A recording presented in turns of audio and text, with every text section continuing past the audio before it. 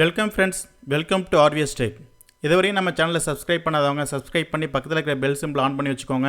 இது போல் அடுத்தடுத்த வீடியோஸ் உங்களுக்கு நோட்டிஃபிகேஷன் வரும். இன்றைக்கி நம்ம இந்த வீடியோவில் என்ன பார்க்க போகிறோம் அப்படின்னு பார்த்தீங்கன்னா, ஜஸ்ட் நம்ம வந்து வேர்டில் வந்துட்டு கிளிப்போர்ட் ஆப்ஷன்ஸை பற்றி தான் பார்க்க போகிறோம். இந்த கிளிப்போர்டில் வந்து பார்த்திங்க அப்படின்னா cut copy and paste and format painters நமக்கு வந்து இருக்குது. ஸோ இதை எப்படி யூஸ் பண்ணுறது அப்படிங்கிறத பற்றி பார்க்கலாம் வாங்க. ஸோ இந்த வேர்டில் வந்து பார்த்திங்க அப்படின்னா ஹோம் அப்படிங்கிற இந்த டேப்புக்குள்ளே நமக்கு வந்துட்டு கட் காப்பி பேஸ்ட் அப்படின்னு நமக்கு வந்து இருக்கும். ஸோ இப்போதைக்கு வந்து பார்த்தீங்கன்னா கட் காப்பி ரெண்டு இதுவுமே எனக்கு வந்து டிசேபிளாக தான் இருக்குது. ஏன்னா நம்ம இன்னும் எதுவுமே வந்துட்டு காப்பி பண்ணல, கட் பண்ணலை. இப்போ இந்த பேராகிராஃப் எனக்கு வந்து ரிப்பீட்டடாக எனக்கு வந்துட்டு இன்னொரு இடத்துல எனக்கு வந்து வேணும் அப்படிங்கும்போது ஸோ எதை காப்பி பண்ணுமோ அதை நான் வந்துட்டு செலக்ட் பண்ணிக்கிறேன். ஃபஸ்ட்டு இதை செலக்ட் பண்ணணும் அப்படிங்கும்போது நமக்கு வந்து பார்த்திங்கன்னா மவுஸால் ஜஸ்ட்டு எந்த இடத்துலேருந்து எனக்கு வந்து வேணுமோ ஸோ அதிலேருந்து கிளிக் பண்ணி இந்த லைன் ஃபுல்லாக கொண்டு வரணும் அப்படின்றதெல்லாம் கிடையாது. ஸோ எது வரைக்கும் செலக்ட் பண்ணுமோ ஸ்ட்ரைட்டாக நம்ம வந்து ட்ராக் பண்ணி கொண்டு வந்துடலாம். செலக்ட் பண்ணிக்கிட்டு ஸோ இந்த கர்சர் நம்ம வந்து கொண்டு வந்துட்டு காப்பி அப்படின்றது பாருங்களேன். ஸோ இந்த காப்பி அப்படின்றதுக்குள்ளே வந்து கர்சர் கொண்டு வரேன். ஸோ அந்த இடத்துல வந்துட்டு ஷார்ட்கட் Ctrl+C அப்படின்னு எனக்கு வந்து சொல்லுது. மவுஸ் எடுத்துகிட்டு வந்து இதில் வேணாலும் நம்ம வந்து கிளிக் பண்ணி நான் வந்து காப்பி பண்ணலாம். அப்படி இல்லைனா கீபோர்ட்லேயே நான் வந்து Ctrl+C நான் வந்து கொடுத்தும் இதை வந்து காப்பி பண்ணலாம். ஸோ காப்பி பண்ணிட்டேன். ஸோ இதை நான் வந்துட்டு எந்த இடத்துல எனக்கு வந்து தேவையோ தேவையான இடத்துக்கு நான் வந்து கர்சரை வந்து மூவ் பண்ணிவிட்டு ஸோ அந்த இடத்துல நான் வந்து கர்சரை வச்சுட்டு இப்போ நான் வந்து பேஸ்ட் பண்ணிக்கலாம். பேஸ்ட் பண்ணணும் அப்படிங்கும்போது ஸோ இதே இடத்துல வந்து பேஸ்ட்டு ஐக்கான் நமக்கு வந்து இருக்கும். அதில் வந்து பார்த்தீங்கன்னா Ctrl+V அப்படின்ட்டு இருக்கும். ஸோ இதில் நான் வந்துட்டு பேஸ்ட் அப்படிங்கிறத வந்து கிளிக் பண்ணுறேன். மேலே நம்ம வந்து காப்பி பண்ண அந்த பேராகிராஃப் கீழே எனக்கு வந்து பேஸ்ட் ஆகிருக்கும்.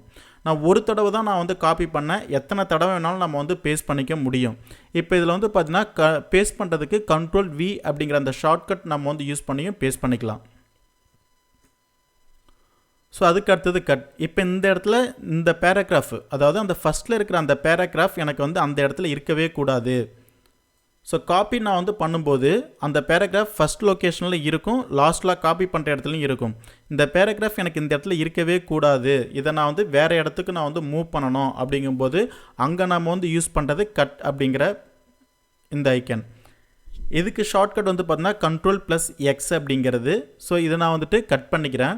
கட் பண்ணிவிட்டு எந்த இடத்துல எனக்கு வந்து வேணுமோ கர்சரை அந்த இடத்துல நம்ம வந்து செட் பண்ணிவிட்டு பேஸ்ட் நம்ம வந்து கொடுத்துக்கலாம். ஒரு டைம் கட் பண்ணாலே போதும், நம்ம வந்து எத்தனை தடவை வேணாலும் நம்ம வந்து பேஸ்ட் பண்ணிக்க முடியும். காப்பியாக இருந்தாலும் சரி கட்டாக இருந்தாலும் ஒரு தடவை கட்டோ அல்லது காப்பியோ பண்ணிட்டோம் அப்படின்னா எத்தனை தடவை வேணாலும் நம்ம வந்து பேஸ்ட் பண்ணிக்கலாம். ஸோ அதுக்கு அடுத்தது வந்து பார்த்திங்க அப்படின்னா ஃபார்மேட் பெயிண்டர் அப்படிங்கிற ஆப்ஷன்ஸ். இந்த ஃபார்மேட் பெயிண்டருக்கு வந்துட்டு இல்லை ஷார்ட்கட் வந்து பார்த்தீங்கன்னா Ctrl+Shift+C காப்பி பண்ணுறது, Ctrl+Shift+V அப்படிங்கிறது பேஸ்ட் பண்ணுறது. ஸோ இந்த இடத்துல நான் வந்துட்டு ஹிஸ்ட்ரி ஆஃப் வேர்ட் அப்படின்னு சொல்லி டைப் பண்ணியிருக்கேன். இது வந்து பார்த்திங்க அப்படின்னா ஹெட்டர் அப்படிங்கும்போது ஸோ இதை நான் வந்துட்டு போல்டு சைஸ் வந்து இன்க்ரீஸ் நான் வந்து கலர்ஸ் நான் வந்து செட் பண்ணியிருக்கேன்.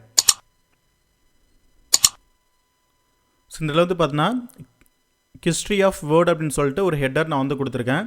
இது இல்லாமல் ஹெட்டிங் 1, 2, 3 அப்படின்னு சொல்லிட்டு இந்த 3 ஹெட்டிங்ஸ் இருக்குது.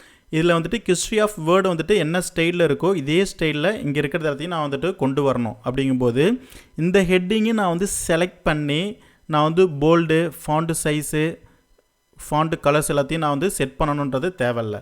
ஸோ ஒவ்வொரு டைம் நம்ம வந்து செட் பண்ணிகிட்டு இருந்தால் நமக்கு வந்து டைம் தான் வேஸ்ட் ஆகும். ஸோ இதை எப்படி ஷார்ட்டாக நம்ம வந்து பண்ணலாம் அப்படிங்கும்போது இந்த ஹெட்டர் ஃபுல்லாக எல்லா ஹெட்டரையும் நான் வந்து மாற்றணும். அப்படிங்கும்போது இந்த ஹெட்டர் நான் வந்து செலக்ட் பண்ணிவிட்டு ஃபார்மேட் பெயிண்டர் அப்படிங்கிறத வந்து கிளிக் பண்ணி ஸோ இந்த ஹெட்டரில் நான் வந்து செலக்ட் பண்ணேன்னா ஆட்டோமேட்டிக்காக அந்த ஹெட்டர் ஃபுல்லாக இது வந்து மாறிடும். இதுக்கு ஷார்ட்கட் வந்து பார்த்தீங்கன்னா Ctrl+Shift+C.